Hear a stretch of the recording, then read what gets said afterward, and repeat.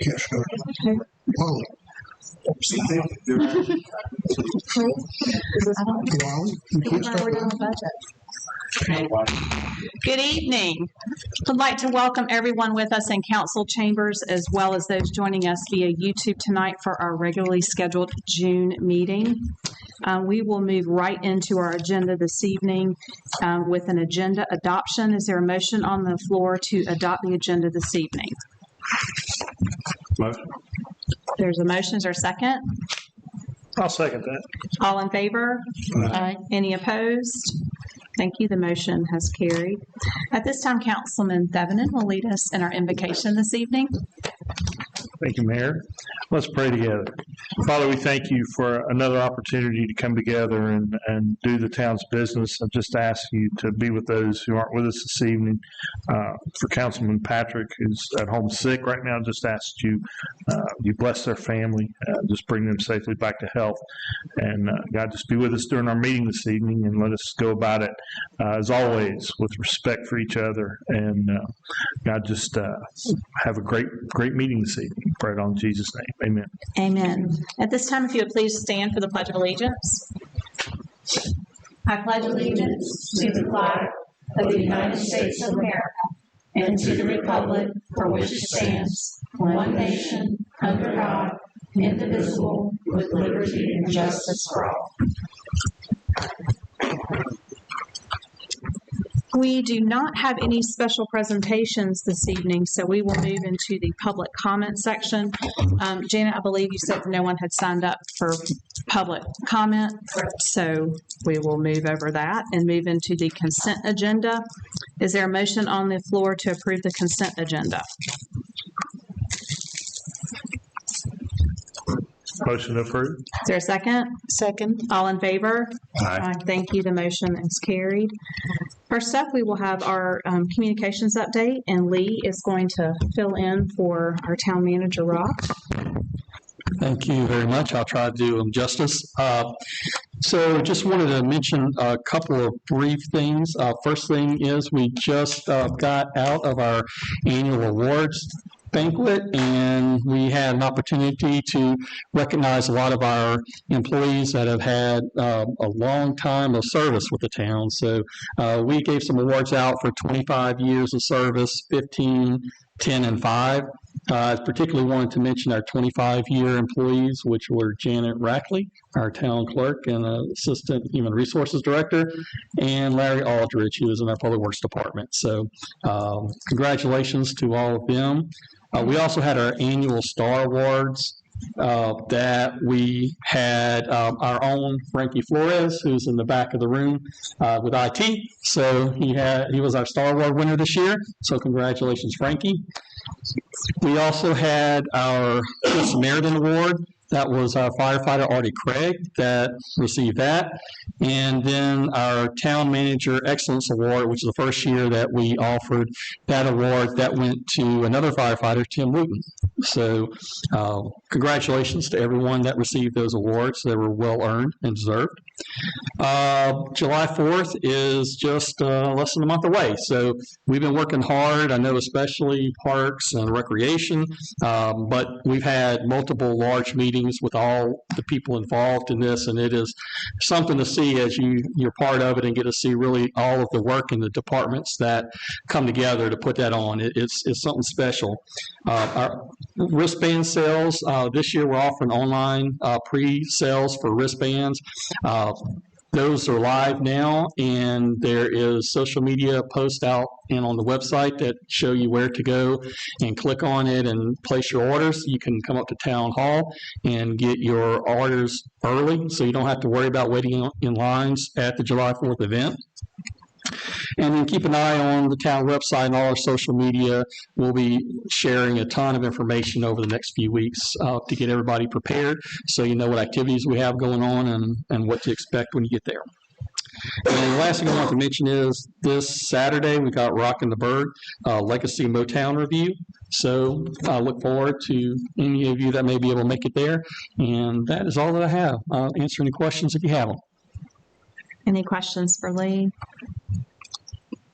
All right, with Thank that, you. we'll move into our monthly finance report, and Brian Lee will present that this evening.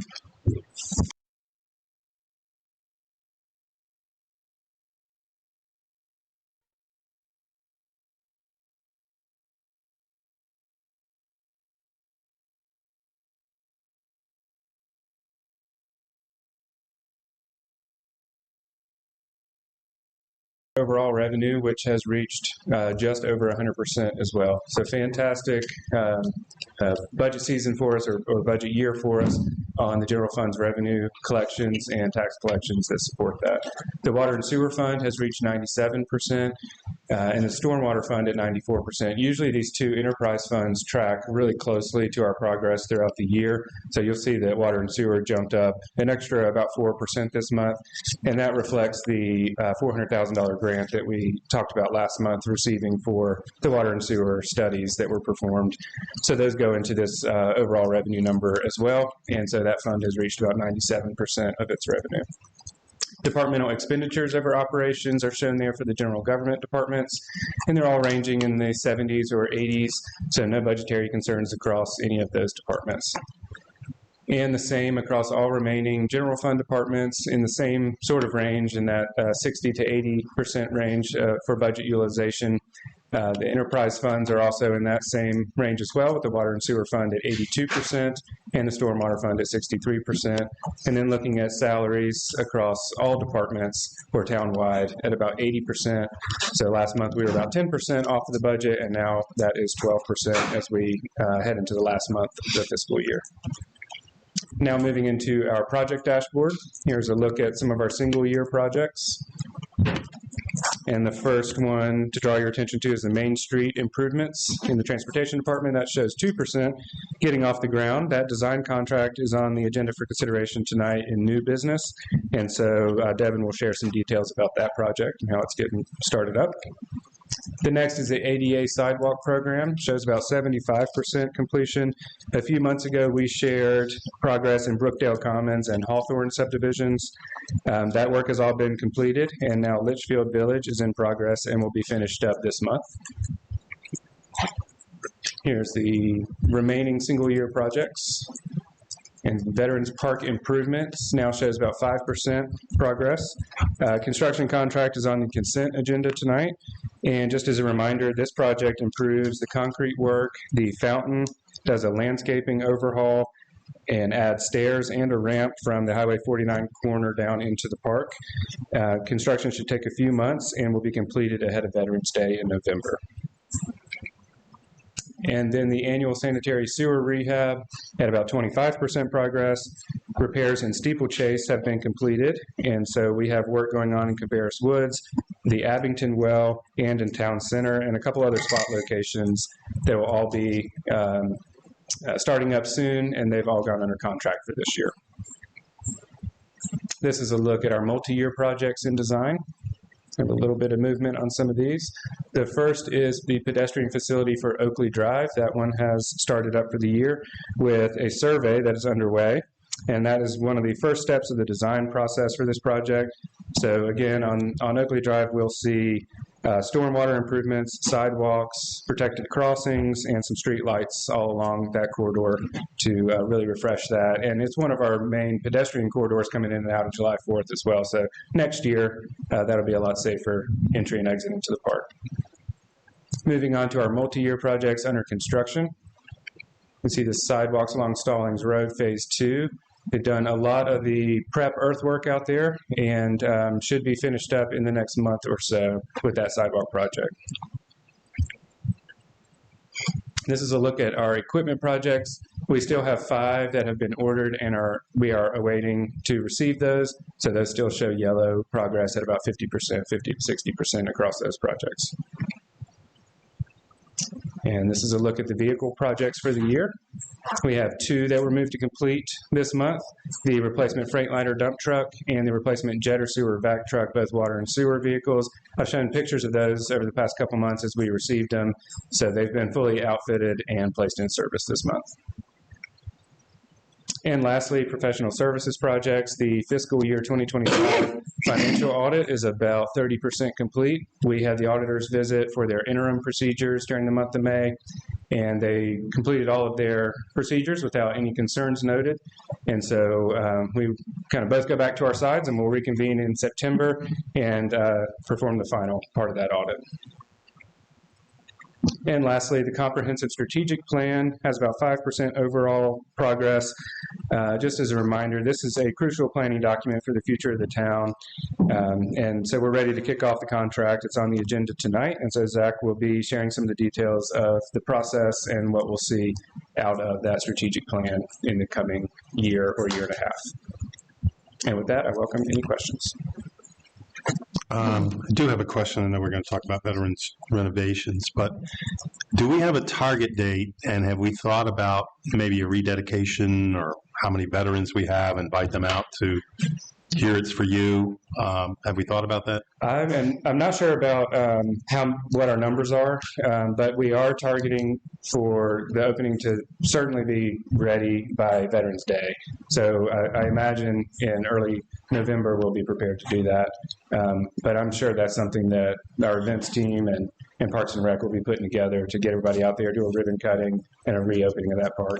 The reason I asked, we've got a lot of questions about, it was disrespectful that some of the things had fallen into disrepair. It'd be nice to see, we followed through and then invite them to a ceremony or rededication or something. Absolutely. And it doesn't necessarily, Veterans Day would be wonderful, but, even if it ran a little past that.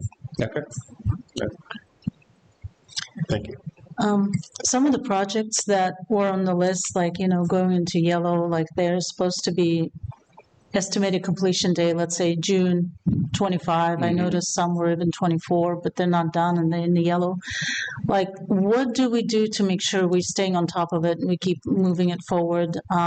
That's one question. And the other is with the prices going up, whatever we budgeted for and approved, if they need to, now that, prices have gone up, what do they do? Do they just get more money from me, or do they need to come to us to request it? Okay. So on the budget number, you all have approved a specific capital authorization, and that's an account that we can't really manipulate at the staff level. And so if a capital project is going to go over budget, is projected to, that contract will come to you and a budget amendment would be attached to that. Mm-hmm. So those projects that you've set a budget at, those are protected, where they either won't happen, or if they're going to go over budget, they would come to you for a new authorization, a new amount. So that takes care of the first. You want to jump in, Lee?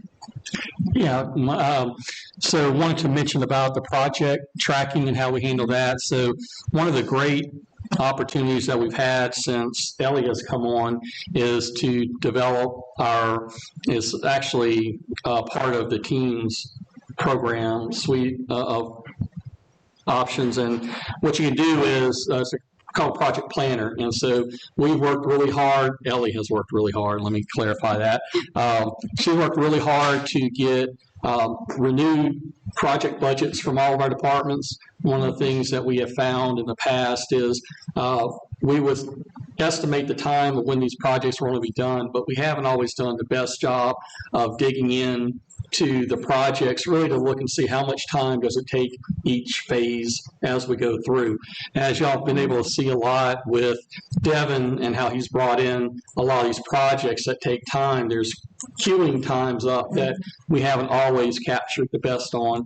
And we've also been short a lot of people in some key positions during the year. So all of that kind of has gone into some of these projects being a little behind. But what Ellie's been able to do is to get us into this tracker now. So now we have how long throughout, basically a Gantt chart that takes us from, okay, we need to do need to do an RFP or an RFQ for something, that's going to take a month, and got to get to council, that's going to be another month. So that way we can really get in and say, okay, is this project really going to be done by June of 2025 or maybe December of 25? So that's what we're working on right now, and we're fine tuning all those numbers. So I think we're going to have a really good tracking mechanism to be able to go forward that we've never really had in place before. Again, one of the prime reasons that we were looking to get someone like Ellie was to be able to provide that assistance to us. And she's been meeting with all the departments and getting those time budgets together. So I think we're going to be in good shape going forward. Most of the projects that we've had a flurry of contracts that have popped up on the agenda last month and this month. A lot of it is trying to get these under contract in the current year. So even though they might not finish until after June 30th, we have them encumbered and the money is set aside and the prices are already locked in. So hopefully that answers your question on the project. Yeah, that's great. Thank you. Yeah, I know we get updates from the finance director, but like some of these engineering projects, like big projects, maybe we can periodically get updates on them just to see that things are moving forward. And I know you're all staying on top of it, but want to get some updates on that as well. Thank you. One thing that might be helpful with that, if we keep the original date and then with permission or full transparency to council, restate it. Because if the original date was June, 6 months go by, you can't be hung with that forever. New date's November, okay. But with full transparency, the new date everybody saw is November, and then you don't have to color it yellow anymore. You can return to green. Right. Yeah, and that's one thing. We've stayed true to the original date that was most likely come up with during a budget season months before the fiscal year began. And then, there's a lot of other things that go into that timeline, but we always stick to that date. So what our original target was, and we're not going to move that around and change those progress percentages without knowing the timing of it. Yep. And if it's above budget by a certain percent or something, is there some allowance for it in terms of just having it in the consent agenda, for example, or does it have to be coming in for the full presentation again, even though we've already reviewed it and approved it and so forth? If it's going to be more than what council approved, we would need to come back to you for approval of the amount over. And we haven't historically done that in the consent agenda. Okay. We'll have a presentation and explain why it went Okay, over. right. Okay, thank you. Any other questions for Brian? Thank you, sir. Thank you. Next up, we have our law enforcement update, and we have Lieutenant Nash with us here this evening.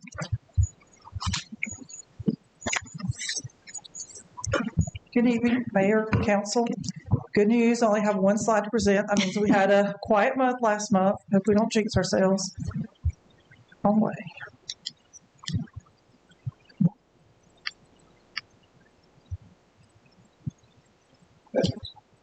That's your It's always status. a clicker.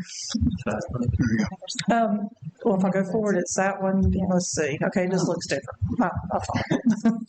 I was confused.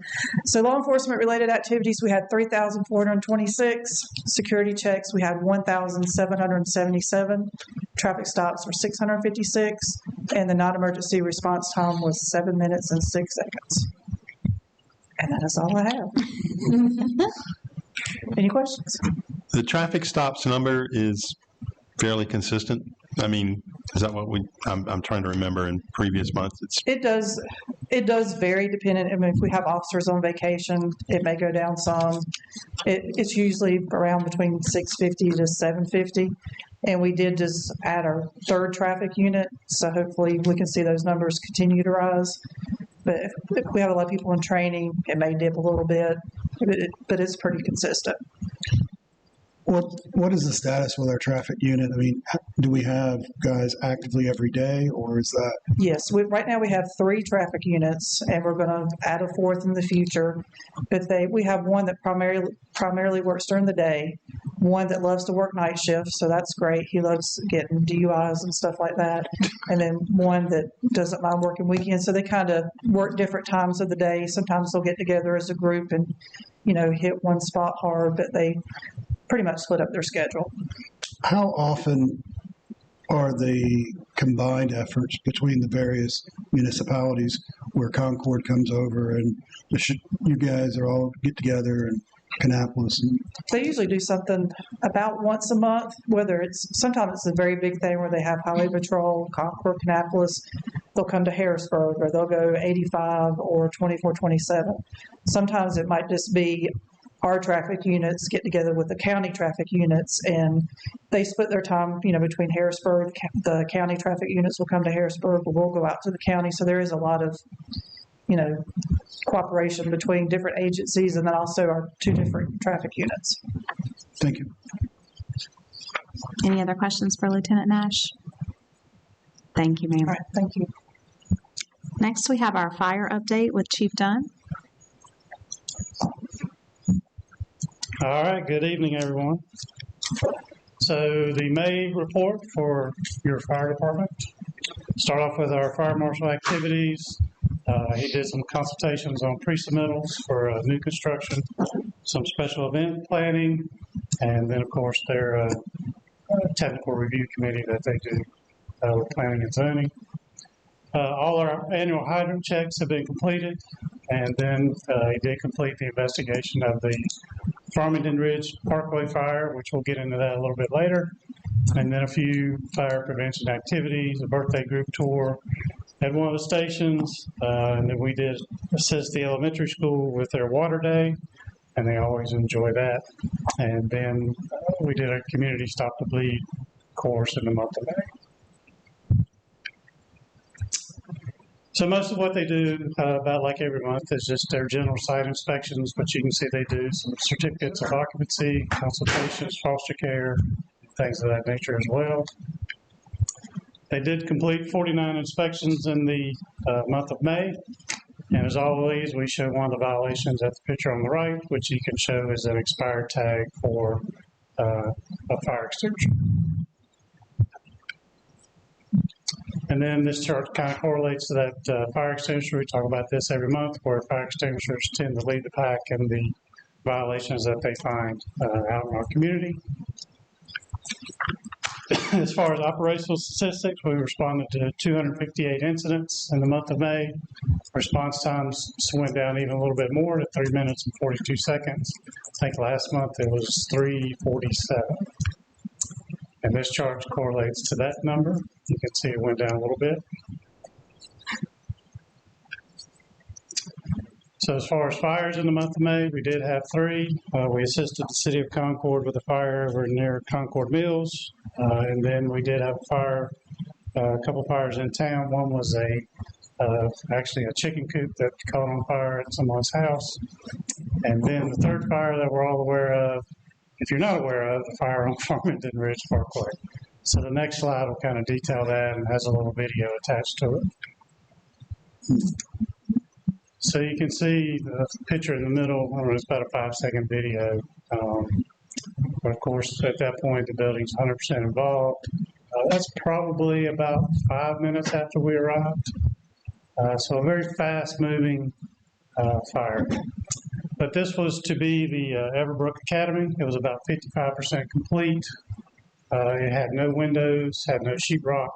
So basically, it was a stick building that was open.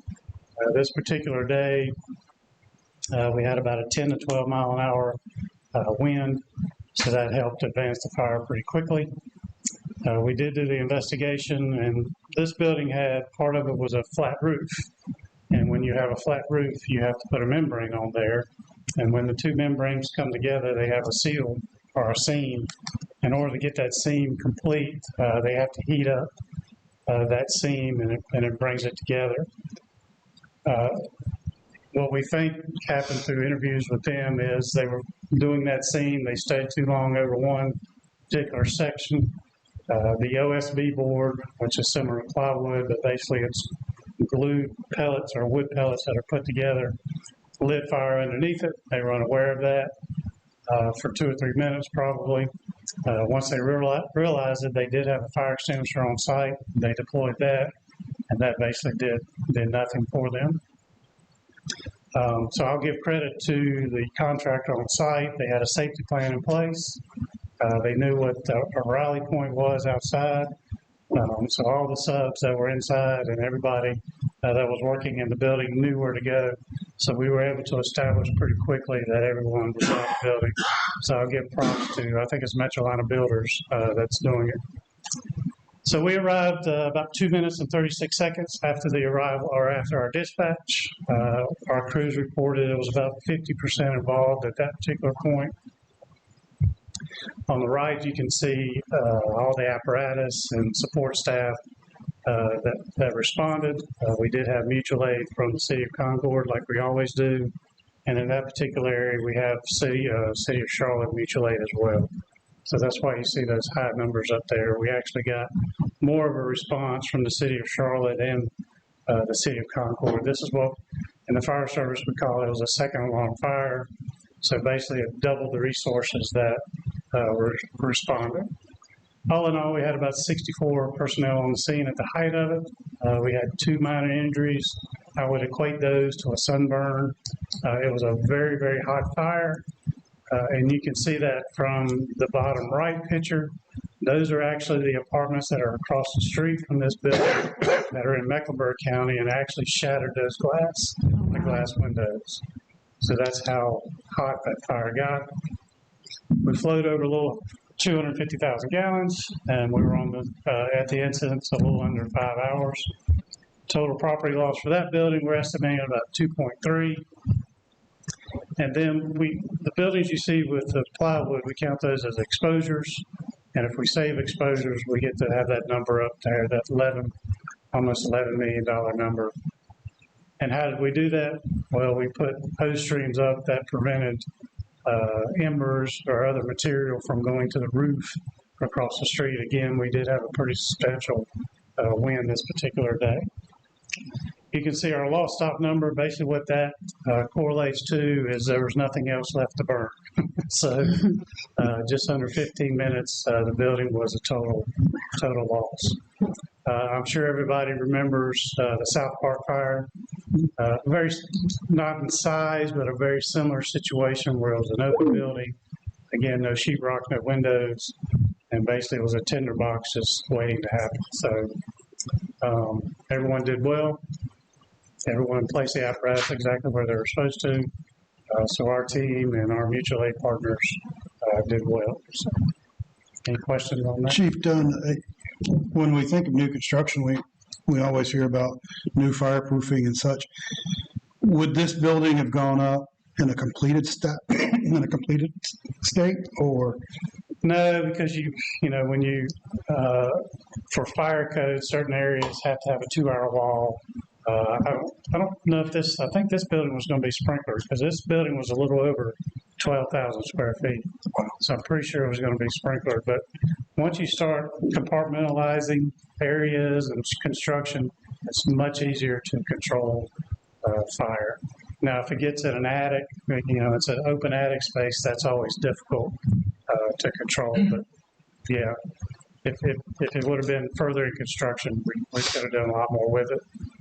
My speculation is I actually got a call from the State Fire Marshal, Brian Taylor. And I think they're really looking at construction phases like this, and along with South Park, is there some way to have a suppression system in place when they're in this stage of construction? And I don't know what that looks like or what technology is out there for that, but I would imagine from my phone call with him, they're trying to look at something at that level to get past. Were the broken windows you refer to, is that in the apartment buildings there that we're seeing, or? So that's in the apartment buildings across the street in Mecklenburg County, not our Farmington Ridge. How long until those started breaking into the property? As soon as we got there. Really? Wow. There's some other amazing videos I'll be glad to share with you. So So were there any, other than, I guess I did it wrong, were there any other violations or any follow up with, you didn't do it properly, or, I mean, I guess they've been punished to the tune of $2.3 million. Is there any follow-up with that crew? No, I don't know on Zach's department, but, Jeff, our fire marshal, has been out there with every step, and he was very familiar, and they were very familiar with him. We had no issues whatsoever with what they're doing. Their safety plan was top notch. They had placards all over the place about what to do, and so and they were very helpful when the fire occurred. They asked what was our preference in securing the site. One of the options was just putting tape around it. I said, no, that's not going to be good enough. Let's put up a fence. So in 2 hours, they had a company out there putting up a fence. So very good to work with. Anything else? Our incidents by station, of course, Station 1 on Moorhead leads the pack. This month, Station 2 did edge out Station 3 by a couple percentage points. Our incidents types typically remain the same. Our EMS calls, MVAs, things of that nature. And this heat map correlates to where the incidents are taking place. As far as a couple operational updates, as we mentioned earlier, our crews have finished the annual fire flow or hydrant flows for our district. Our new recruits have graduated the 12-week recruit school program and now are assigned to our operations. And you can see their mug shots there on the right. And they've been on shift for a couple times now, and they're doing good. So happy to have them. We are just down one at this point, and we expect one more to leave, I think, in July. But we have interviews scheduled, I think, for next week. So we have several good candidates. We're in good shape. And that's it. Chief Dunn, I do have a question. You mentioned that there was one other fire that involved a chicken coop. Oh, I don't know how a fire starts in a chicken coop. Can you explain that, please? So I don't know how this particular one, but a lot of times they have heating devices because chickens don't like to be cold, is my understanding. I'm not an expert on raising them or doing anything like that, but typically they have a heat lamp or something like that. I think at this one in particular, and then they'll have, has anybody ever had hamsters, gerbils at your house? I'm sure if you had kids, you've had them. That material that's in the bottom of those cages, similar to that. So I think the heat lamp or some heating source dropped down and heated those materials on the bottom. So. Was that the only structure that caught on fire? Was the coop itself? Okay. Yes. Any other questions for Chief Dunn? Thank you, sir. Thank you. Just a couple mayor's comments this evening. Myself and several town staff attended Hyatt Motorsports located right here in Harrisburg for their Fan Day festivities. I think that was middle to end of May. That was really a great opportunity to kind of learn about a business right here in Harrisburg and all that goes into racing, especially in race country as we are in. We also celebrated Public Works Week with our amazing staff. That was a couple weeks ago as well. And just to recap what Lee mentioned earlier, our second concert series of Rockin' the Berg is coming up on Saturday, so hope to see everyone out. This time, our first one was a blast. We had so many people, such great feedback, and I've actually heard this band, I think it's Motown Review, play before. They're fantastic, so I think it'll be a fun night. With that, we'll open up for council comments. I have a couple of comments. When you go home tonight, you'll see Charlotte working on their $3.6 billion budget right up to the line, and I think Concord is working tonight. So kudos to this mayor and this council and this staff. We did our homework a long time ago, and it feels good. So way to go, guys, and thank you for that. And then just to echo on what Lee said, it's always humbling to see employees who've been here 25, 15, 5, 10 years, and then the Star Awards, Frankie, way to go. All good. We are so lucky to have the staff, and if we can take a minute to thank them, that's the least we can do. So thanks. This month, I attended our county regional road commission meeting, Cabarrus, Rowan County. And we had it outside of our normal location, which was normally Kannapolis, but this time they'd asked that we all meet up in Rowan County and see their new community center. So we got a chance to tour that nice facility. It's they're repurposing the old mall down from the Food Line headquarters, and it's they're off Jake Alexander Boulevard. But good stuff. We had guests show up that night. We had Representative Grant Campbell. We had Representative Jonathan Almond. We had Senator Miesemer, and then Representative Burr from Rowan County. And sometimes these guys will come to these meetings and you can never plan for how it's going to go, but they actually got a chance to see NCDOT in their wonderful ways of calculations. Again, you can't plan for this, but some of you are aware that, and I mentioned it when it happened, but when Harrisburg's project was up for approval, we played this game of, well, we don't have the money anymore, and you guys got to re-rank the projects. Well, they got us straightened several months ago, and we've got our project approved. Well, this month it was Salisbury was looking for improvements, Kannapolis was looking for improvements. Miraculously show up, they don't have the money anymore. So we had to break the news. We found other funds to take care of Salisbury, but Kannapolis is sitting on the outside right now looking in, and they're going to have to go back and figure out a new way to get some funds. So hopefully that information will get shared back to through their representatives as they go back to Raleigh, and we can only hope things will improve. I doubt they'll ever find money for NCDOT, but we can always be hopeful. And then the last thing that I got was resident reached out. There's a organic group that is very interested in our greenways, made up of residents in the area. They've launched a website, harrisburggreenways.org. Still a lot to come with these guys. I think they're wanting to associate with the town and provide some ideas and suggestions.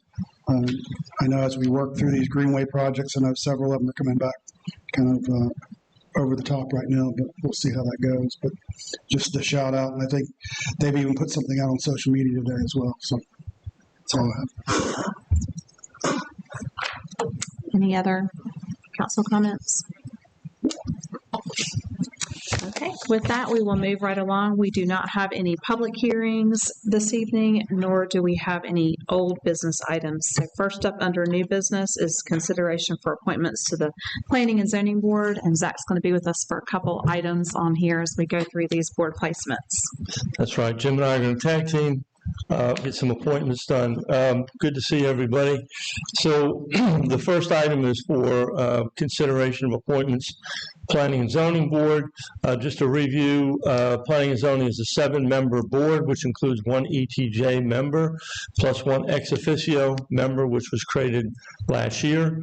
Terms are 2 years. Appointees may serve 2 terms consecutive, and then they have to rotate off. There are 3 terms expiring and seeking reappointment, so these would be those that were appointed 2 years ago that want to serve a second term.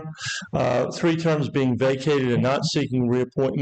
Monica Long's elected to not re-up for Planning and Zoning, but she will be on BOA.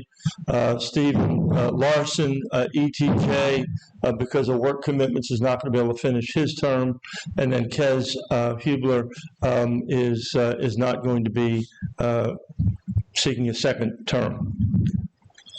And so the rules of procedure for Planning and Zoning spell out the process for soliciting applications and how the process works through to appointment. We, in April, advertise for applications. May, interviews are conducted, and then June, we bring appointments to the council for their consideration. And so overall, there are 6 seats available, 4 regular seats, one ETJ seat, and one ex officio seat. We had interviews on May 21st and 22nd. You see council members Altine Cattell and Mike Devon and myself met with the candidates, and out of that, we have a recommended slate of appointments, which would include the three candidates who want to serve a second term, who've already served one term, and then a new regular member, which is Robbie Furr, so that would be his first term.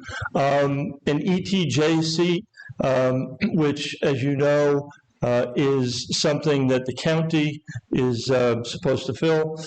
Last year, the county was not able to fill, so we filled it with someone that was in the town. And this year, to finish out the term of Steve Larson, Iswar Chamarthi is the recommendation for the ETJ seat. Iswar is also going to have to serve on the BOA as the ETJ seat rep. That was the case last year with Stephen Larson. Ex officio, Antrese Love will be a first term. This is a position that was initially created, I think, to bring some sustainability input to the board, but Antrese is going to be serving in that position as a first term recommendation for her appointment. And so the two that we have, we have three new members that we're proposing.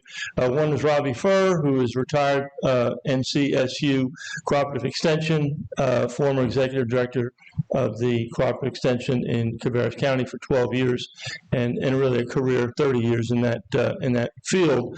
Robbie's a lifelong resident, and his desire is to promote quality growth and development. Iswar Chamarthi is a senior director with USAA, and he manages their AI teams, and he wants to serve to maintain town standards and local character of the town that he is living in with his family.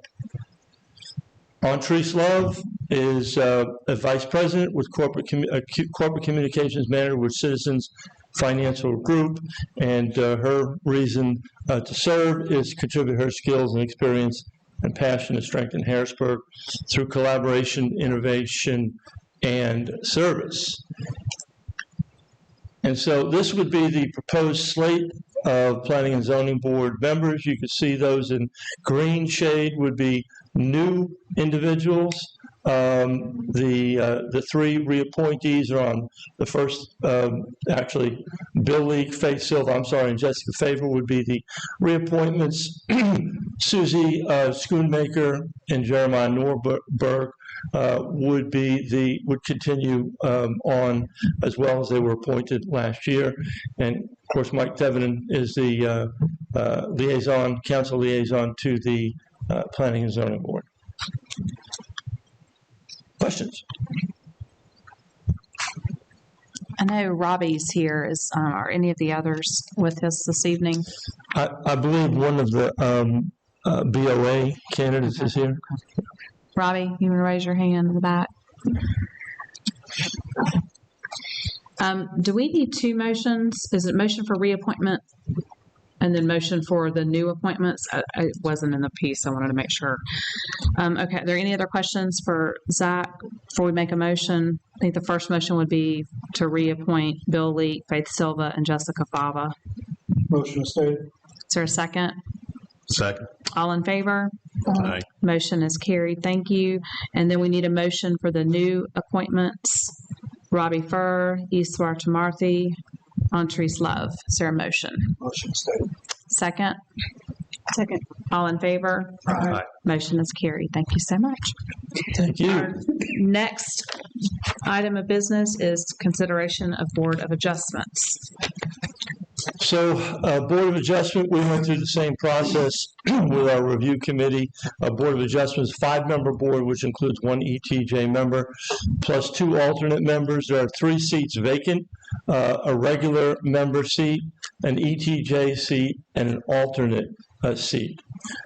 Terms are for 3 years. Appointees may serve 2 terms, and then they have to rotate off. And again, the process that we followed is April advertisement, May interviews, and June consideration of appointments. So 3 seats available: regular member, town resident, regular member, ETJ. This seat also serves as the ETJ, a representative on the Planning and Zoning Board, the way the rules of procedure are written right now. The alternate would serve in the absence or recusal of a regular member. And so typically the alternates are asked to attend the meeting because you never know what's going to happen. Someone may need to recuse themselves for whatever reason. So those are requested to attend the meeting. Again, interviews were took place on the 21st and 22nd with council members Cattell and Thevenin and myself. And out of that, we have recommendations. Iswar Chamarthi, who would also be the ETJ rep for the Planning and Zoning Board, and a new individual, which is Kayla Stafford. I think Kayla is here tonight.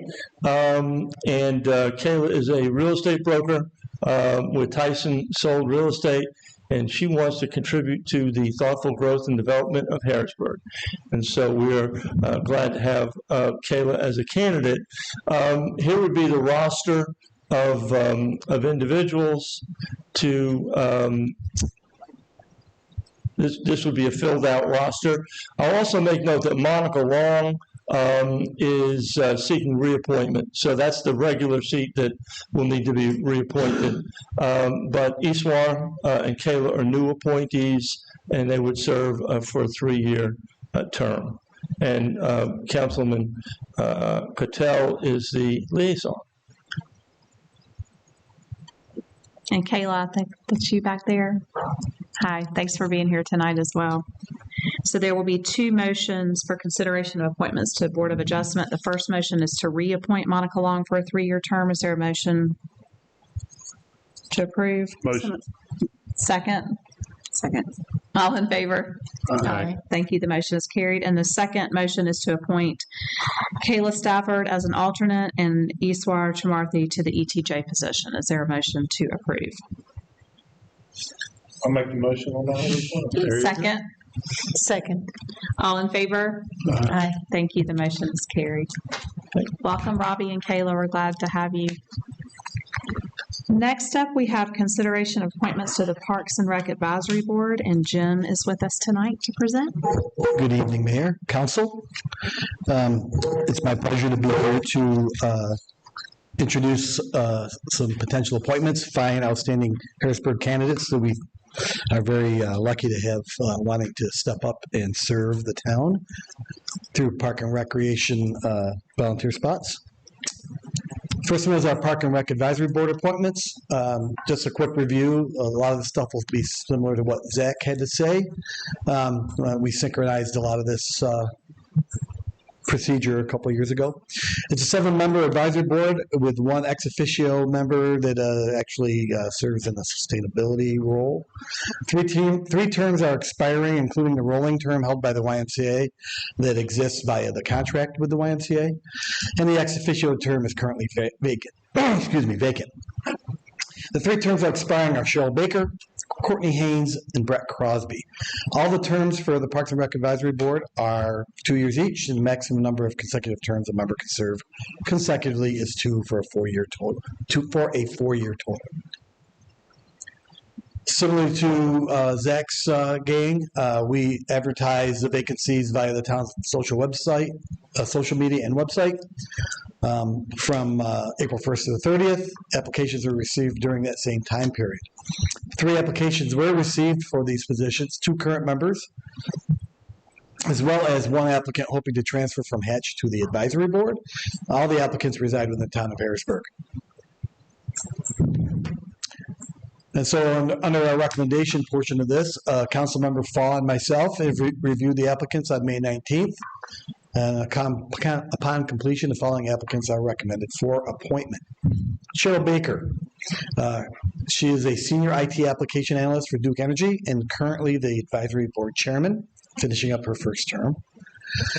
Reason for her serving, Cheryl remains deeply committed to advocating for recreational and social activities for all ages in our community. She's passionate about ensuring our programs and facilities meet the evolving needs of our residents. Courtney Haynes, her occupation is she's a senior immigration paralegal for Fisher Boyles LLP and currently the advisory board secretary. She is also finishing up her first term.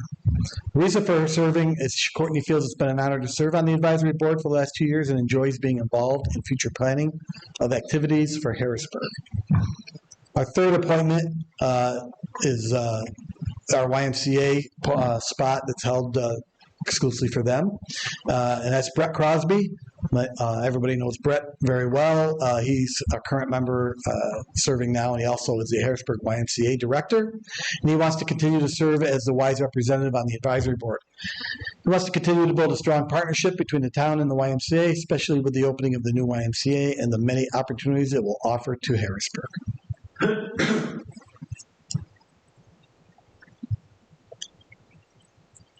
Somewhere we lost Micah Cash. Micah Cash, I can go ahead and do that. Micah Cash is the current Hatch chairman of the Hatch committee. He is looking to transfer over as he is termed out on his Hatch appointment, and he will be trying to move back over because he wants to stay involved. He's a huge volunteer. He's been involved with almost everything we do. And he's also very interested in sustainability as we build facilities and programs going into the future. He wants to make sure that we maintain a strong sense of sustainability as we go forward. This is our proposed Parks and Recreation Advisory Board roster. And you can see we have 4 returning members: Zach Bowman, Fred Berlante, Hannah Butler, and Mohammed Idlib. And then the 4 new people being proposed, 3 reappointments in Cheryl Baker, Courtney Haynes, and Brett Crosby. And the new member ex officio would be Micah Cash. All appointments are 2 years, and Chris Faw is our council liaison. Questions on any of those folks? Again, we will have 2 motions for this one as well. First motion is to reappoint Cheryl Baker, Courtney Haynes, and Brett Crosby to a 2-year term as voting members of the Harrisburg Parks and Recreation Advisory Board. Is there a motion to approve? Motion stated. Second? Second. Got 2 seconds. All team. All in favor? Aye. Thank you. The motion is carried. The second motion is to appoint Micah Cash to a 2-year term on the Parks and Recreation Advisory Board as an ex officio member. Is there a motion to approve? Motion. Second? Second. All in favor? Aye. Motion is carried. Thank you. Next up, we have consideration of appointments to the Harrisburg Arts, Culture, and Heritage Committee, and Jim's going to continue with that. So our Hatch committee appointments, Hatch, for those who don't know, Hatch stands for the Harrisburg Arts, Culture, and Heritage Committee. It is a 7-member subcommittee of the Parks and Recreation Advisory Board. And 3 terms there are expiring: Micah Cash, Jeet Hiremath, and a vacant position. The terms are 2 years each, and the max number of consecutive terms a member can serve consecutively is 2 for a 4-year total. Micah Cash and Jeet Hiremath were not eligible for reappointment based on their 4 consecutive years of service on the Hatch committee. I will also want to add that, Micah and Jeet are incredible volunteers, and they both will stay involved. Jeet's told us he's only going away because he has to.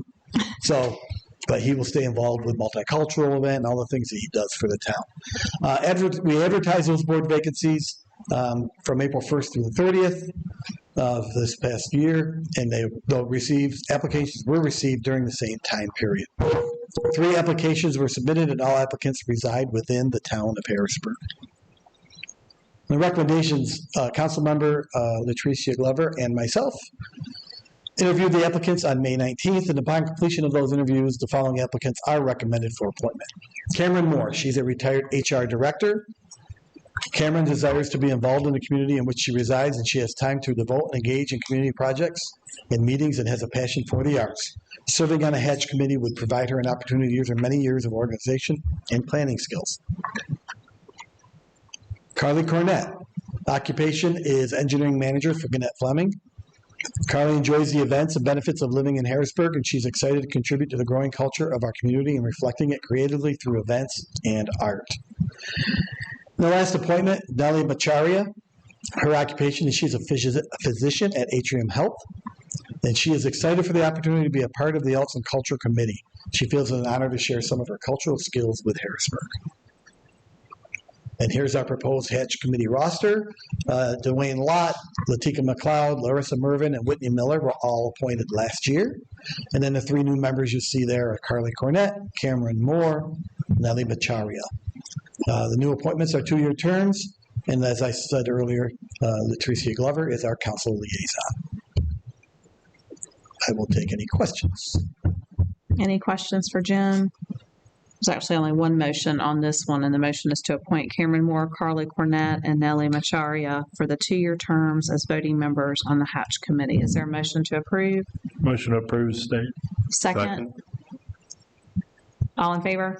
Aye. Thank you. The motion is carried. Before we move to item E, I just want to thank all the applicants that interviewed for these positions. These board positions are extremely important to our community. It's a great way to stay involved outside of what your elected officials do. We did a lot of work about 4 years ago in restructuring a lot of these to make sure that there were term limits so that we could bring new folks in and everybody could get a good taste of this. And I think it's working out very well. So thanks for all the council members that participated in the interviews. And thank you to those that are willing to serve. You are very much appreciated and sometimes a very thankless job, but we see you and we appreciate you. Thank you. Thank you all. Next up, we have consideration of the Strategic Comprehensive Plan Professional Services Contract, and Zach is going to present that for us this evening. So the Strategic Comprehensive Plan process, just a quick overview. October, we issued an RFQ. We got 3 consultant responses. We interviewed all 3 of them, all well qualified, but we felt that Bolton and Mink was best suited for this plan. They are well qualified, and they recently completed plans in 2024, both for Matthews and Hendersonville. With the added bonus, they also did a downtown master plan for both, and they are working on the first phase of our town center plan. So they have a lot of background, and I think we're going to be very pleased with the process. So what is a comprehensive plan? Essentially, it's a guiding document. It's meant to be a vision and a framework for long-term development of the community. The plan will include long-term goals and policies and objectives for development, physical, economic, social, of a community, and typically we look at 20 years out, even though we probably update that a lot sooner than 20 years in a community that's growing as quickly as Harrisburg. Comprehensive plans, by virtue of the name, address a wide range of topics, everything from land use to housing to transportation, public facilities, utilities, natural cultural resources, park and rec, and economic development. And it really is an important document because it is the policy basis for the UDO and development decisions. Because as you know, when you go through a rezoning, is the rezoning consistent or not consistent with the land use plan? We have had the Harrisburg area land use plan, which is considered a long-range plan for the town right now. But this new plan would serve as the new document to refer to for consistency. And so any community that has zoning has to have a long-range plan, and this will fill that purpose. This is a first for Harrisburg, so I'm really excited. Be able to work on the first comp plan for the town. The land use plan that was done back in 2018 really focused on land use and a little bit on transportation, but it was not a comprehensive view of all of the social and economic and physical development aspects of the town. The plan is really a response to the growth, rapid growth of the community, and desire to manage and direct this growth in a sustainable manner. The plan really is, we're at the cusp of, we've already begun the transition, but the transition from primarily a single-family residential community to one where residential land use is balanced with commercial and technology-based growth and development. Last year, we completed the economic development plan, and that will be integrated to this plan, as well as the Park and Rec plan. So this will be not only blazing new ground, but also pulling together other pieces that we have, and that includes transportation as well. Public engagement is going to be a big part of the plan. We know that a plan is only as good as the people that it represents, and so the consultant is going to spend a good amount of time on putting together a public engagement plan that will solicit input from a diverse cross-section of town residents and business owners, and we will make sure we talk to everybody and anybody. Public engagement plan will also include a statistically valid survey for those who understand what that is. Essentially, it's a randomly generated list of residents that is based on a cross-section of community and a certain number of responses. It gives you a pretty good snapshot. I did one of these before. It wasn't technically a statistically valid survey, but we were very happy with the input we got, and I think at the end of the day, we felt like we really heard from everyone. And so social media platforms obviously are going to be used.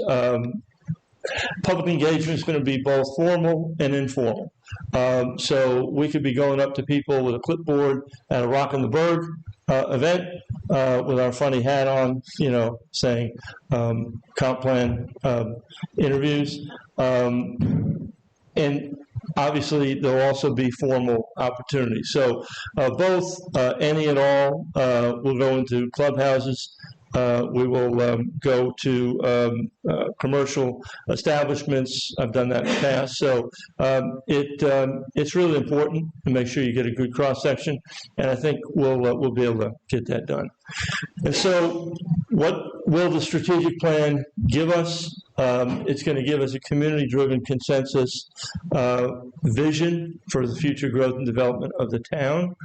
It'll give us a framework for guiding this growth and development, and then a detailed action plan to guide town departments in the delivery of services and programs to implement the plan's vision for the benefit of current and future residents and business owners and visitors to Harrisburg. So this is a full circle plan, vision, framework, and implementation.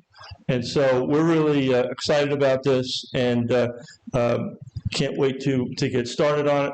So the planning timeline would be June through August, data collection and analysis, September, December, public engagement, vision and goals, January through March, draft plan, April, May, implementation and action plan, June, July, final plan completion, adoption by town council. Now, this is somewhat of an aggressive schedule, but having done 3 or 4 of these in the past, based on the size of the community, based on the components of the community, I'm very confident that we can get this done by next July.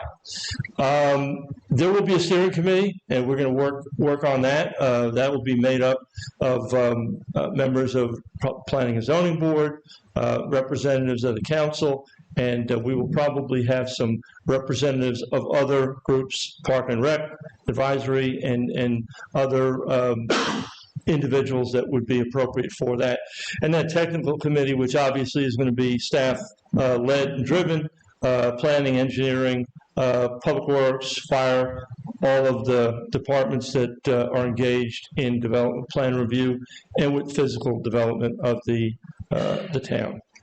And so staff is recommending approval of the contract with Bolton and Make for preparation of the Harrisburg Comprehensive Strategic Plan.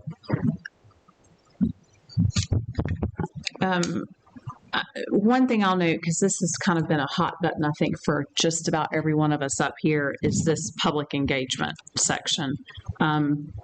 We've talked about the ways that we can get the public engaged. I mean, obviously we have our YouTube meetings, but very rarely do we have a room filled with everybody that wants to come and sit through our council meetings. So we've talked about often having to meet people where they're at and not expecting them to come to us. So I think there's going to have to be a lot of those informal pieces, because I think if we hold the town halls, it's going to look like every other time we've done that. But if there's a concerted effort for us to go into the community, into the events, get everybody involved at that level, again, meeting them where they're at, I hope we come up with some more engagement. I mean, it's great that we're elected up here and we're representing, but that's not the same as public engagement. So I just want to make sure that that's a short time period. And I think what we're going to be doing as we put that plan together is bringing it to you and vetting it, making sure that this looks good. But no, absolutely, I've worked on these before, and you go to the grocery store and stand out front and ask people questions. You go to Rock in the Burg. You go to a clubhouse for an HOA. There's a lot of different ways. But I think at the end of the day, we know demographically who's in the community, and we've got to make sure that we hit all of the groups. That's the biggest thing. Statistically valid survey will give you, a cross-section. That's good, but drilling down even more, we want to talk to people in every demographic group. Make sure we do that. Can you go back to your slide with your timeline? So you note that it's aggressive, and I would agree, it is, but it shouldn't be that hard, because we always pay for a consultant to come in and do something, right? Yeah. So why can't, is the plan for them just to cherry pick what we've already paid for and ensure that whatever the plan isn't, Councilman Patrick's been pretty transparent about some of our plans look like we just changed the municipalities' names and put Harrisburg in there. What are our foolproof efforts to make sure that this is really tailored to what we want Harrisburg to look like, and not pay anything additional? Because some of the stuff in this contract is interesting. Yeah, I think that, again, in terms of the contract, there's, some standard items that are always in there. I will tell you that the scope of work really originated with us. And so what you see is really what we had generated, and they gave us some feedback on it.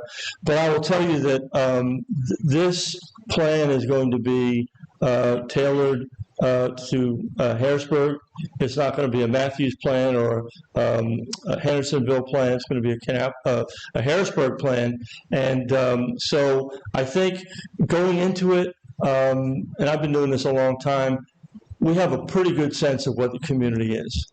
It's not like we're scratching our head trying to figure out what is Harrisburg. We have a pretty good idea what Harrisburg is. So we're going to have some background, but they're going to come in and start blank slate, do their discovery, all the documents that I mentioned and more.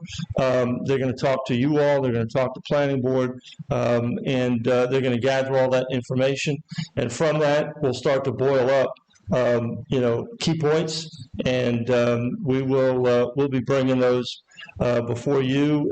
We're not going to do a little intro with you at the beginning and then bring you a finished plan. We will have several occasions to come in. You can look at it, you can hear what's been happening, progression, and move things along. But this will be absolutely a Harrisburg original. This will be the first comprehensive plan. The HALOP, again, was a land use plan with a little bit of transportation. It didn't cover the whole gamut of what we're going to be looking at. And, in conversation with our consultant, I said, there are three big issues that we're facing. One is growth. The second is housing. And the third is economic development. So those are kind of, we're starting out with knowing that, and then we're going to be looking at all the pieces because we're going to discover things that going into it we really didn't know. You always do, but you do know some things going in. You have some understanding of what's going on. We understand what the community is. We understand, what the land use makeup is, and now we're charting a path for the future. Following that same line of question, you mentioned Councilman Patrick and his terms, I think he calls them boilerplates. How much is AI going to be involved in this? I mean, that's the other concern that I have. I just don't want to see us get some mass generated AI document. I'll put it this way. AI will not write the plan. I'm not sure to what extent, it's a good question, that they will use, but every plan I've ever worked on, I start out with a pen and I start writing. So let me put it this way. This is not something we're going to hand off to the consultant and say, go get it done and we'll see you in 12 months. No, that's not what's going to happen. I will be integrally involved in this plan. I will check every sentence, every word, every recommendation, make sure that it is what it needs to be. You'll see it. We'll get feedback. Planning board will see it. We'll get feedback. We'll hear from the public. We'll give opportunities for that feedback. But we're going to, this is not going to be a paint by number or a plan that is a cookie cutter, because for two reasons. Number one, this is the first comp plan for Harrisburg. Now, if we'd already had one, you might be able to say, well, let's just update all the stuff. But we have never done one. The town's never had something that's this broad-based. Going from housing to economic development, natural resources to public utilities and public facilities. So we're going to cover all of that. And so sort of by definition, we're going to have a unique plan. And then it's got to be Harrisburg. And we'll know if it's Harrisburg. You all will know if it's Harrisburg or not. And if the plan comes in and it starts saying, well, this doesn't really sound like Harrisburg, well, we'll make adjustments. So it does. So the plan is both going to be a reflection of the community's desires as well as a look forward into the future and what this town wants to be. What is the mechanism? I'll say two things. What is the mechanism for getting the steering committee together? We said, council will be represented, and I think you can get your technical committee up pretty quickly. They're already here, they're employed. But the steering committee should be involved early and often. And when you course correct early in a journey, it's not so bad. Right. When you course correct 6 months into a journey, like this is not what we expected. That steering committee, in my mind, needs to be in place by this time next month with roles and responsibilities. You're already in data collection and analysis. I don't know, where are you getting it from? And the steering committee may say, don't get it from there, or why are you doing that? I think they may not like it, but input from that steering committee could save them from a shipwreck in July of 2026. Lee was in all the meetings, and I think he could speak to this too. I think their sentiment is we want to hear from you, and we want to we want a download from the community, and then we'll take the raw materials and run with it. But we're going to have to talk about the steering committee. But for the UDO plan, we're planning board, board of adjustment, Park and Rec members, and so I think we're going to do something very similar with this. But we will be involved. They will be involved early. The first step is data collection. So all of our documents they're going to have to go through and make sure they understand from the inside out what's in place. Well, Mayor, I remember when we were getting the committees together for the liaisons, I got an email that said you're on this committee, and it was great. So that was fast. It was fast. That was fast. So look, the process that we just went through for Hatch and Parks and Rec, that was fairly bureaucratic, but we knew it and we had a lot of time. If we take that amount of time to come up with a steering committee, we're going to miss half the dates here. I think there's, and Lee can probably add some to this, there's some key folks who have been involved in several other plans that we've looked up to the public. I'm sure there's some folks we can leverage there, but Lee, have you guys talked about that at all? Yes, I mean, one thing I wanted to mention was understanding this is an aggressive timeline, but we wanted to make sure that council understood and the public that we've got to get it right. That's the most important thing. This is, what is Harrisburg going to be when we grow up? 2045, what do we want to be? And we can't, go by a strict timeline like this and just say, we're going to squeeze it all in there if it doesn't work. As we talked about, the public engagement is going to be key. We want to make sure this plan reflects what the community wants and what they see Harrisburg to be. So it's going to be very important to get out in the community and do those. That may take longer than what this timeline set up with. So I think we're very comfortable about saying that the overriding idea here is that the plan is right. We get it right. And if that takes longer than July 26th, we will take longer than July 26th because this may be the most important plan that we've ever gotten. So it's going to be very important. Now, certainly we'll do our very best to keep within these timelines, but I wanted to make sure that it comes across that we're not going to sacrifice the quality of the plan based on this timeline. This is our best shot at it at this point. As we get into, especially with the steering committee and the technical committee, we're going to do the kickoff with the consultants, and we're going to have a little better idea that obviously we're already the first week in June, so 1 week is already out the door, and it's going to take a little time to get this up and going, so we may already be kind of like a month behind on the schedule, but have all the faith in Zach. He's been through a few of these. Some of the people we've already identified, like John, he has been through one of these most recently in Mooresville. So we're going to have some people that have been through this process, so it won't be like it's a brand new process for us. And we're also going to make sure that we have a commitment from me and Rob and Ellie that we're going to be participating in this as well. So we're going to make sure with Zach that we're moving along at a good clip, but a responsible clip, and that we really do what we can to have a plan that we can all be proud of at the end of the day. No, I appreciate that. For clarity, so your step one is the steering committee. Yes, once we get this approved, we'll be able to move forward with establishing the steering committee and start to kick off with the consultant.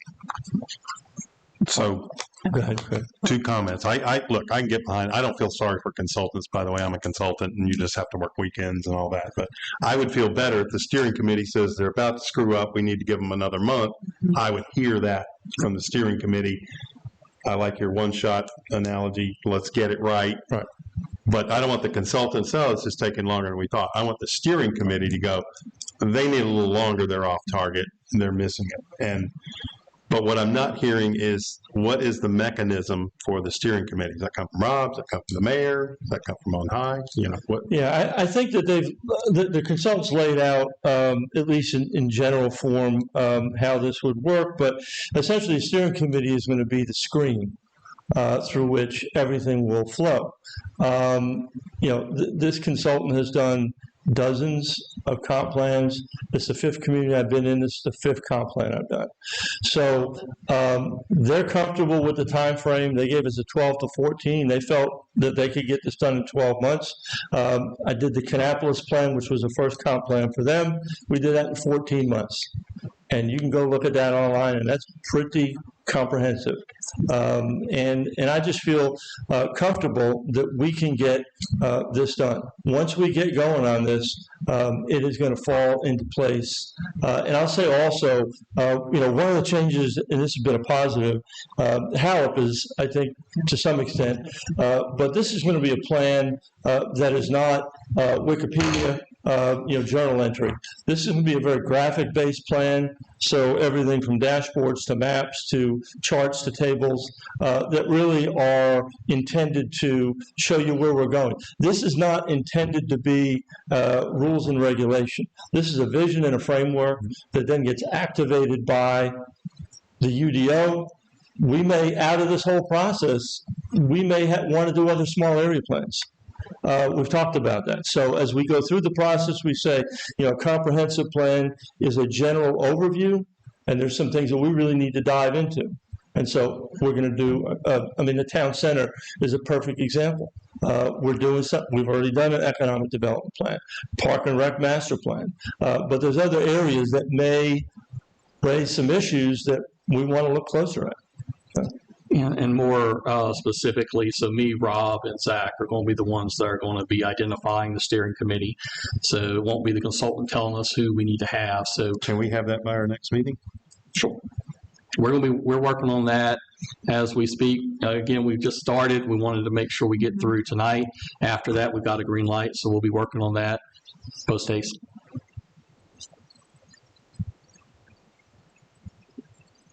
Are there any other questions for Zach? Okay, with that, is there a motion to approve the contract between the town of Harrisburg and Bolton Mink in the amount of $200,000 for preparation of the Harrisburg Strategic Comprehensive Plan? Motion. Is there a second? Second. All in favor? Aye. Motion is carried. Thank you. Thank you, Zach. Thank you. I'm excited. Next up, we've got Devin, and he is going to be with us for the next two items. The first up is for consideration of supplemental service agreement with McGill Associates for the Main Street Park and Streetscape Design Services. Mouthful. Good afternoon, Mayor and members of council. Sorry for the next one. It's a mouthful. As the Mayor said, this is the supplemental services agreement. Consider the Main Street Park Streetscape Design contract. Here we go. Just a park here in the center of Harrisburg. What's it going to look like? Well, this is the first phase to get there. What are we going to want it to look like? That's impressive. That would be impressive. It would. That's not a promise by any means at all. So here's just a little overview of the area. We've got it identified into three separate phases. The first and main phase will be the park area, which encompasses the area in front of Town Hall, section of Main Street, all the way across to the Novant building. The goal is we will close that section off and turn it into a park, which is roughly an acre in size, all told. So that's the first main phase. The second would be the streetscape area along Main Street, stretching from Town Hall all the way to Roberta Road. And then the third area that's being considered in this area is the square area, the right-of-way section surrounding the block that Town Hall sits on. We initiated a request for qualifications for the Main Street Park design back in January. The main goal of that RFQ was to select a consultant for the Main Street Park. We took the opportunity to go ahead and use that same process to qualify 2 consultants as on-call.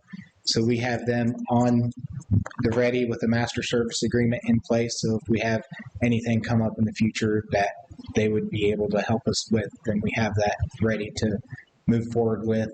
And so following that master service agreement, we requested a proposal from McGill, who was one of the main ones selected for this Main Street Park design and streetscape. And it'll be part of a supplemental services agreement for that master service agreement. Some of the goals of this, just to create more open space in town center, create a safer, more accessible, and pedestrian-friendly frontage along Main Street, provide some public space to make town center a more attractive space for residents to spend their time, improve and enhance some of the aesthetics throughout town center, provide some enhanced areas to give more flexible space for town events. We know this area is used for Art Walk, for various other events throughout the year, and then also for local businesses to have maybe some more outdoor seating, some more events that they like to put on as well, and we'd be able to attract that. So ultimately, just enhance the feel and experience of town center by giving a safe, inviting area for everybody to spend some time and create memories. The fiscal impact of this agreement will be $181,600. The total budget for the entire project as of right now is $700,000, which would be reduced to $518,400 for the construction of just the initial phase for the park area. The other areas we're having them within the scope of the design contract, but the construction of those would be phased at another time. So expect in the future that we would come to you and with a CIP project proposal for anything that comes out of that. And this professional services agreement with McGill meets the requirements of the qualification basis selection process and has been approved by Rich. Staff recommends authorizing the town manager to finalize the negotiation and execution of the attached supplemental services agreement with McGill Associates in the amount of $181,600. With that, take any questions. Devin, is there a possibility of a good, better, and best? I know we gave them a budget and said don't exceed this. Hey, but for another $200,000, you could do this, and that may be something this council could consider. You're already in, you're operating. We just thought we'd show you. I don't have numbers to give you, but there is absolutely, you saw that picture at the beginning, the Harrisburg Central Park. If you go and search for any park element, the sky is the limit. If we're going to put one of the first things that we'll have to do with this consultant is first staff will sit down and give an initial sort of guidance to them, obviously, and then they'll work a little bit, and then we'll have an area where we'll have some public input. We'll have a charrette or something probably in here. We'll get input, obviously, from you all as we go down, and if this goes from what would amount to 500,000, we can get something pretty decent out of that. But is that going to get us a grand super water feature like maybe at Romeo Bearden or some of the other larger parks? No. So it can balloon. Hopefully we can keep it within, but if we get guidance that we would like to enhance the design, then certainly that's available throughout the process. So we'll see that as part of this? We'll see it as we go through the process, and the idea would be is if so many requests that we add an element that's going to go over the budget, then hopefully we would have those conversations before we allow them to move forward with that, so we're not getting something that's completely up here when we're aiming down here. Hopefully part of the management of this design will be to keep it in the realms and keep check with management and with you all to keep the budget where we're all comfortable at. And we'll work to have alternates that we could add on to it. So it'll be something that we could provide to council as alternates. And if you would select them, we can just add them on to the future project. Well, I think it would help for two reasons. Number one, we may feel better about our 500. We go, hey, to make this any better is going to be $1 million. So 500 is goodbye. Or wait a minute, for another 10%, we make this thing look 50% better. Absolutely. I think don't paint yourself into a corner.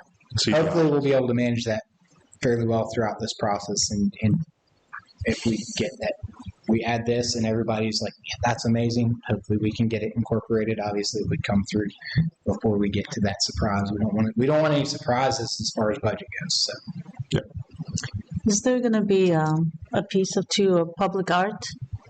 That can certainly be incorporated into it, whether that is something that we commission as a town or something that's an area possibly donated or as a showcase for local artists or something. That can be something maybe the Hatch Committee discusses, but certainly I'm sure that can be incorporated. We have a great partnership with Cabarrus Arts Council as well, so I'm sure if that's a feature that we want to make sure that they would be involved with us on that. Devin, can you go back to the map of our Central Park, not New York? I'm just trying to piece everything back together. So the square area is actually behind us. Yeah. Behind us, right? And if you're familiar, we don't actually own that grass back there. We only up to a certain area. So this would encompass kind of more of a streetscape and within public right-of-way area, and anything else that we may be able to make an agreement on. But yes. So in front of Town Hall would be closed off. Yes. And then if you're familiar, McGill is the same. They did the design for the Union streetscape in Concord. If you've seen that or are familiar with that, so they've got some good You can't go with experience. that time. No, they weren't responsible necessarily for the timeline. Let's put it that way. I understand, but optics are everything. So, Right. Let the emails come in. mhm. Are there any other questions for Devin on that? Just want to make sure we maintain, or maybe even increase like public seating, outdoor seating at different restaurants. I think that would be good to have, like talking about that Union Street reminded me of, really improves that. And that is certainly one of the goals of the streetscape project along Main Street. Yes, we're definitely looking at, we know that we have some businesses that are already trying to take advantage of some of that. So our goal, if we can expand that streetscape, we can invite even more. And then we'll also have, like right now, Percent, they have a lot of their stuff on the grass, but we'd extend that streetscape now. It has a better, more inviting look and feel to it. So that's really something we're going to be looking at. Okay, with that, is there a motion to approve the attached supplemental agreement for Main Street Park and Streetscape Design Services to McGill Associates in the amount of $181,600? Motion. Is there a second? Second. All in favor? Aye. Any opposed? Thank you. The motion has carried. And last presentation is consideration of the supplemental service agreement with RK&K for the feasibility study for the extension of Harrisburg Veterans Road and a grade separated railroad crossing on Robinson Church Road. She got the long ones. I apologize for that one in advance. So I won't put y'all through repeating that. Some of the background of this project, the Harrisburg Veterans Road was originally completed in 2016, and this was part of NCDOT's Piedmont Improvement Program, which you can see through this map here. The goal of that was to improve the rail travel safety and efficiency from Raleigh to Charlotte. And so Harrisburg falls along that line, and we were lucky enough to get 4 or 5 of these projects in here. As part of that, it consolidated 4 at-grade railroad crossings, so no bridge, no tunnel, to 2 grade separated, and we know those as Harrisburg Veterans and Caldwell Crossing, or Caldwell Road, the bridges there. Just for some further background, those projects and a lot of the improvements done throughout here were conceived as early as 1997, so you can kind of look at that timeline where the Veterans Road was opened in 2016, just to give you a timeline there of some of those improvements. Since the closure of Robinson Church and the Hickory Ridge Railroad crossings, Harrisburg Veterans Road has served as one of the main crossings to get from the southern portion of Harrisburg to the northern portion. I can't talk tonight. You can see some of those average annual daily traffics there. Harrisburg Veterans is at 15,000. That's quite a bit of traffic. Stallings Road, 9,100. Robinson Church, 12,500. So the town's community transportation plan was adopted in 2020, and Harrisburg Veterans Road was one of the extension was one of the projects identified in that, so that we can help alleviate some of those traffic concerns. And then the Robinson Church grade separated wasn't really identified in any plan, but this is our stab at looking to see if it's feasible to reopen that crossing to get either a bridge or a tunnel. We're not 100% sure which one may be more feasible, if either of them are feasible. To help alleviate some of the concerns with congestion and safety, especially at the Harrisburg Veterans and Stallings intersection. If you drive through Harrisburg before and now, I've been here for 11 years. I know the struggles that have happened there. We've got to keep in front of stuff, but this is a part where we're behind and we need to catch up and hopefully make things better there. The feasibility study is one of the first steps towards shovel-ready projects. If you're familiar, we currently have the 3 grant projects ongoing. We've got Caldwell Road Extension, we've got Hickory Ridge Road Sidewalk, and we've got, I'm missing one, what's the other one? The other big one, there's another not Hickory Ridge Road. No. It's 49. There we go. All of those started with the feasibility study. Sorry. Thank you, Brian. It's the first step. We want to get that done. We want to know, A, is it feasible? Is it a realistic project that can actually happen? Identify some of the challenges. These are going to be environmental challenges, any potential property impacts. Are we going to have to buy houses, or how much right-of-way or easements are we going to need? Look at some of the traffic analysis to see if what the benefits are. Is it going to actually benefit us to go through this process? Look at some alternatives. Is there something we can do instead? Give us a conceptual design. What's it going to potentially look like? And then give us what's going to amount to an estimated cost for construction right away and utility relocation for all those based on those conceptual designs. So coming out of this feasibility study, we won't have a physical thing. I won't say it will be tangible because we'll have the study, but we'll have an idea. Are the projects feasible? How much might they cost if they are feasible? And then the more important thing is we'll be able to have that information to go for grant funding. Like I said, the 3 big projects we've got with grant funding started here. If these projects do come out to be feasible, they're going to be costly, and we're going to want to go for grant money as best as we can. This is the first step that we need to take. The fiscal impact of this supplemental services agreement is $205,796. The fiscal year 2025 budget ordinance amendment appropriates $206,000 from the general fund's contingency amount to facilitate the project. So currently that budget is that contingency funds balance is at $746,500. So with this project, it will be down to $540,500, with this being the last opportunity to allocate that in this fiscal year. Those unspent contingency funds, if we don't spend them by the end of fiscal year, will be gone into the capital reserve fund. And with that, we recommend authorizing the town manager to finalize negotiation and execution of the attached supplemental services agreement with RK&K for an amount not to exceed $205,726 and approve the related fiscal year 2025 budget ordinance amendment.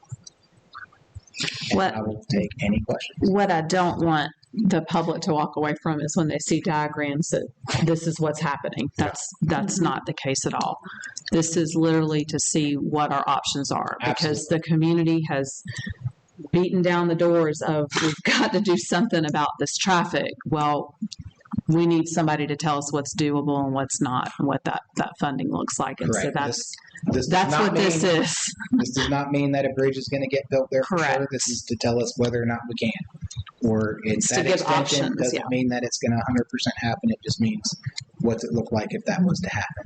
So as a part of this feasibility study, though, I'm curious how we overlooked Pepsi and Saddle Creek to see, because those are also north-south connections.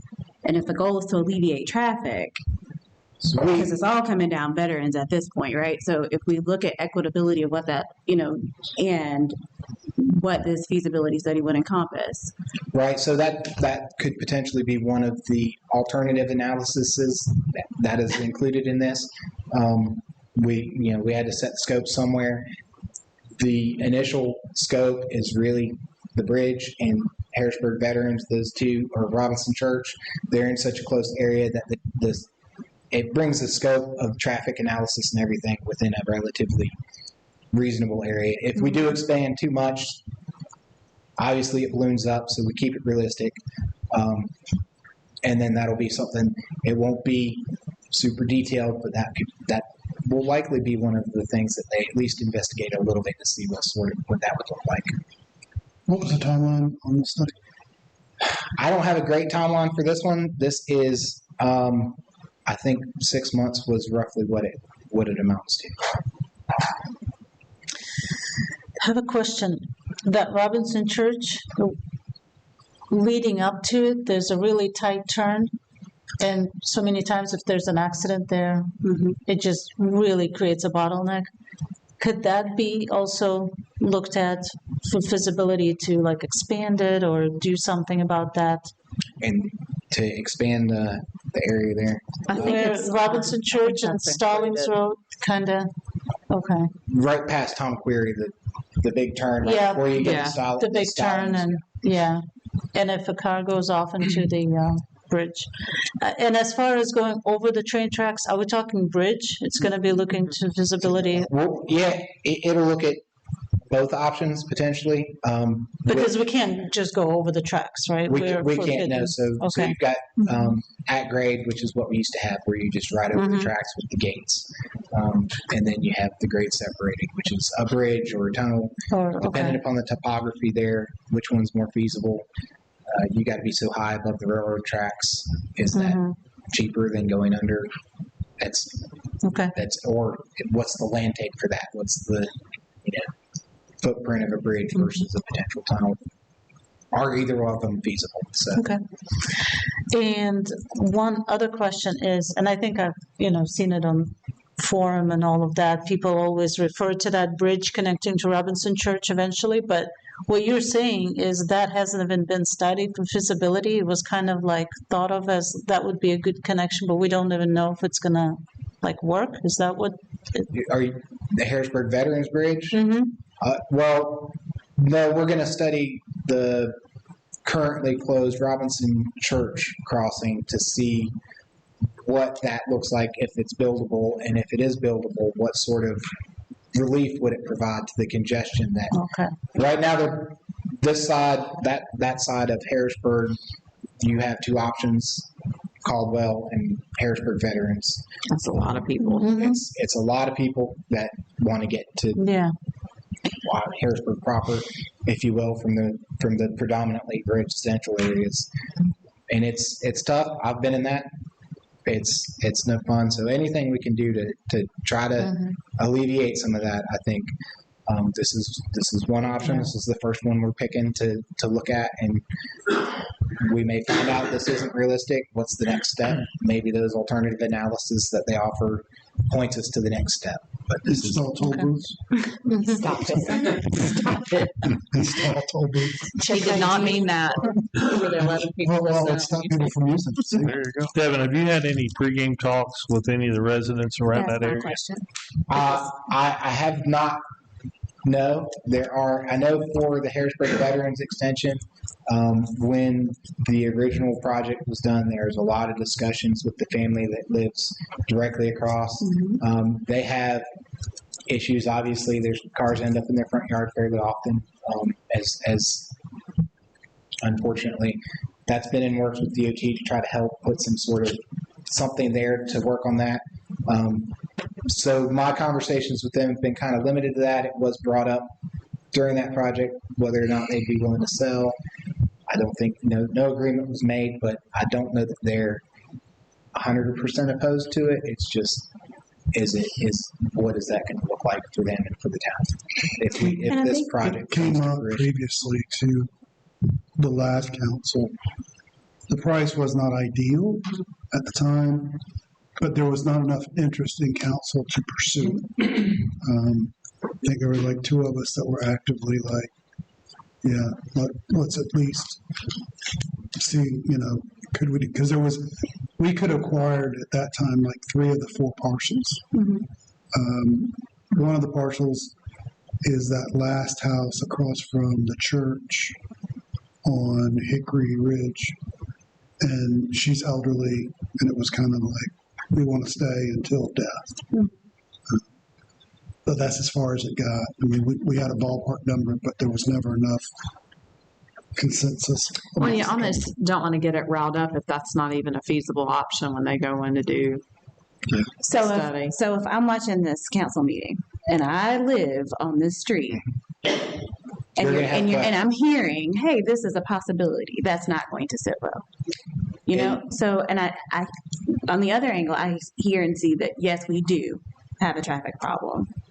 And I hear that the point of this is to try to figure out the best way to address that. I'm curious your communication, what this looks like, and what the public involvement piece looks like, because I remember what that was like when homes were displaced when they put the bridge there in the first place. So we got to be, we have to correct our wrong. It's always a big deal when we have to displace anybody. That's certainly something that the study will look at which properties will need to be touched or potentially which properties will be impacted and to what extent is likely. So we don't know who to reach out to until we know that, at least initially. And again, this will lay out sort of whether the project itself is worth, either of the projects are worth pursuing, if there's an appetite from the town, from council to pursue them. And then we'll have an idea. Then, yeah, we think we might want to pursue this. What does that look like? We'll take the next step, which will be, we'll start reaching out to those. If we certainly don't want to spend too many design dollars if we're going to go up against a brick wall that can't or won't agree to anything. So hopefully we'll know those before we step into that. So the only thing I would point to is the last time we had a discussion like this, it did get legs, and it was a pain in the backside, and that was parallel. Oh, Lord. That we had openly, because this is all we can do is openly discuss. And, one of the plans was turn parallel one way and turning the other street the other way. And before you know it, the neighbors had gone and gotten a petition together, and we're like, hold on. But we even said then that if that's what we would move or plan to do, there would be a widespread engagement with the community. There'd be mailers out, there'd be door knocks, name it. We were going to do it if that was the plan, but we never got there. But there was a lot of bad press where people took it and used it for political reasons. They used it for personal reasons, you name it. And that's, as far as I know, that petition's still sitting out there, and people swear that we're coming. I don't know where we stand on that, to be honest, but I think at this stage, reaching out to any of the properties, that would be a little bit premature. Okay. If we go through this process and decide that this is something worth pursuing, then very early on in the design process of either of these projects, we would engage them. We might not know very early on 100% what their impact will be, but we'll let them know this is coming. We're going to design it, and once we get to X percentage of complete designs, we'll know what those impacts will be. But right now, it's just a little premature. So it'll raise eyebrows if they're on that area. I completely understand that. It would raise mine if I was impacted by it potentially. But right now, we don't have too much to say. And if we involved NCDOT, and I can assure you, the 2020 plan for Rocky River was to be 4 lanes, and you see how well that's gone. I mean, it's not nowhere near 4 lanes. So, Speaking of alternative plans, we continue to get feedback that the small improvements that we did on Veteran Street and 49. Closing one entrance or adding like at a median and things like that, helped improve the flow.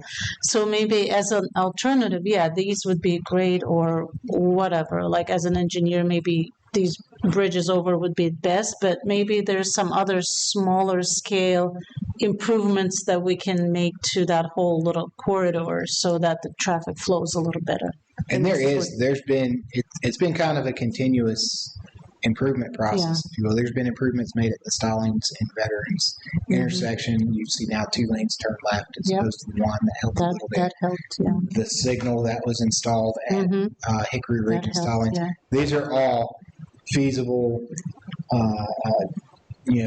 projects that helped, I think, in the grand scheme of things. But we realize the project is widespread. It's a big, there's a lot of traffic. You saw those numbers.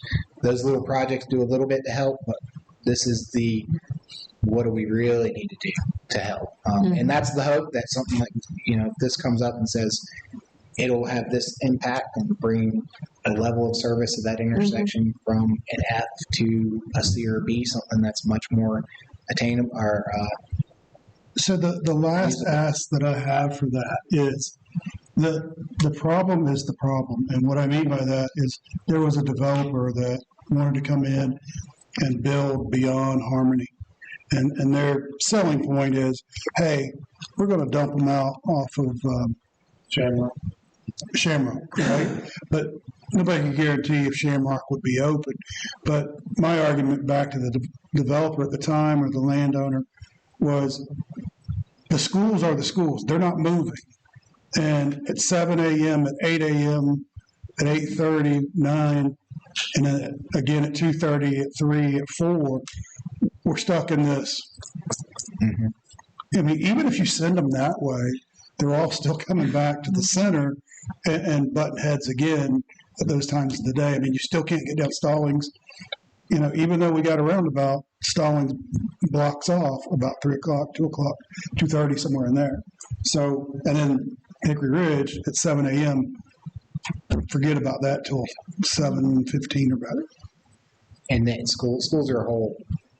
School traffic is something, if somebody's got a magic solution to help slow traffic in certain areas, they would be a millionaire.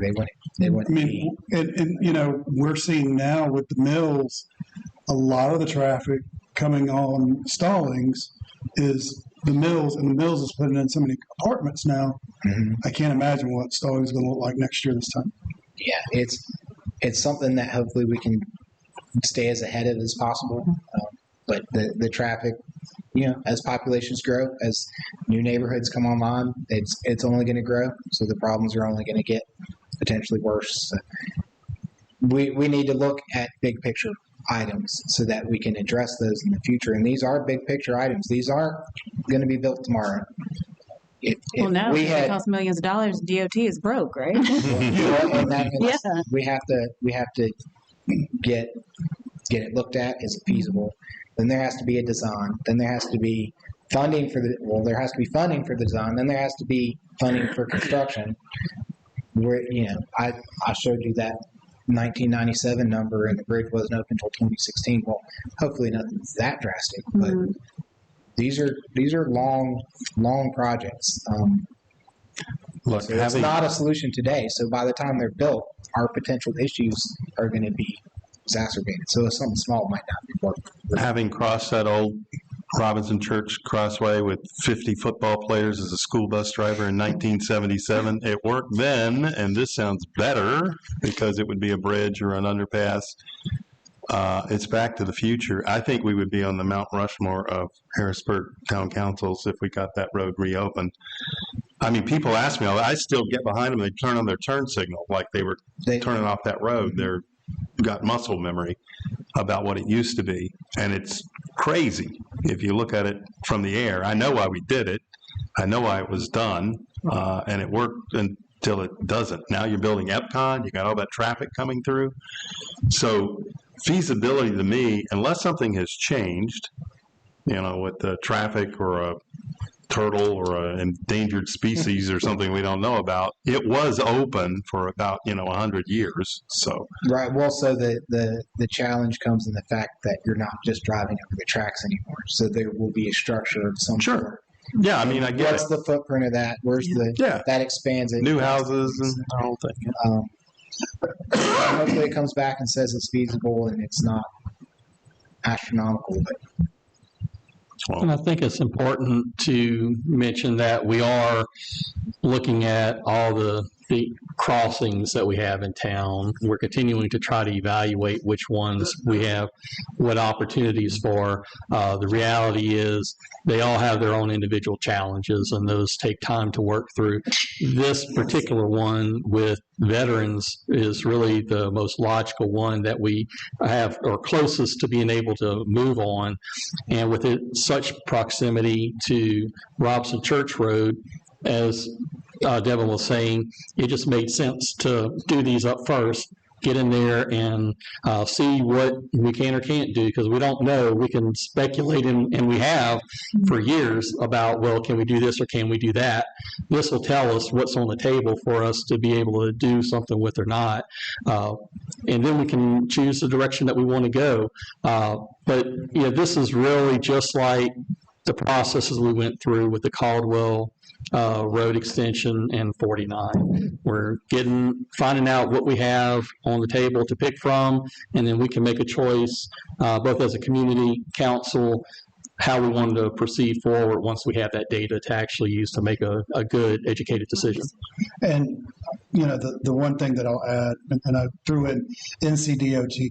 NCDOT doesn't traditionally come into this until We have the documentation to show this is a feasible plan and it makes sense. So without this, we can't go prove our case. So when we talk about those projects on the shelf, this is the basis of starting one of those projects on the shelf that we're ready to deliver when money comes available. No, and I want to be clear. I'm absolutely in support of a feasibility study. I just want to make sure that we're looking at all of our options. Right, and these are the two that are identified now, and with a little bit of the Coaching. different analysis, then we'll be able to look at that as in a smaller picture, but hopefully get an idea of what the next steps are if this points us in that direction. Any other questions for Devin? Okay, with that, is there a motion to authorize town manager Motion. Second. Second. All in favor? Aye. Motion is carried. Thank you so much. Thanks, Devin. Appreciate it. Lee, action items. I had veterans rededication, engineering project updates, steering committee for the strategic comprehensive plan by next meeting. Did you have anything else? Those were the three. Okay. Anybody else miss anything? Okay, we do not have a need for closed session tonight. So with that, is there a motion to adjourn?